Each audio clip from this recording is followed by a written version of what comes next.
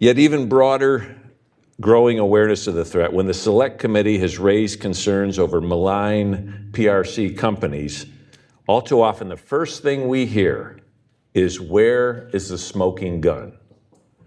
Allies, policymakers, and the public understandably want to see evidence of malign behavior before acting. Looking for a smoking gun, though, is the wrong way to think about the China-related risk. After all, a smoking gun means a shot has already been fired.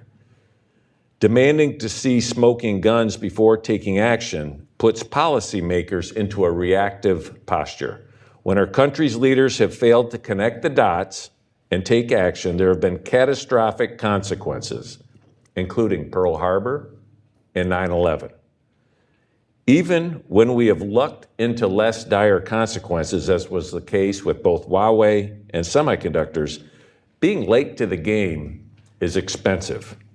With emergency legislative solutions such as the so-called rip and replace costing billions in taxpayer dollars. That is strategically unwise and financially ruinous.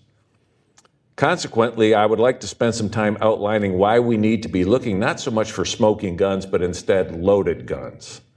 Chinese companies that, because of the technology they provide or the supply chains they impact, pose an unacceptable risk to our country's security.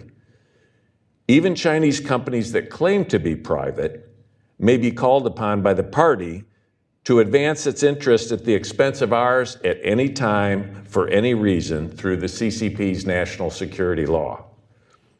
Since its formation, our committee has been working overtime to identify and disarm these loaded guns, but the more we dig, the more we uncover.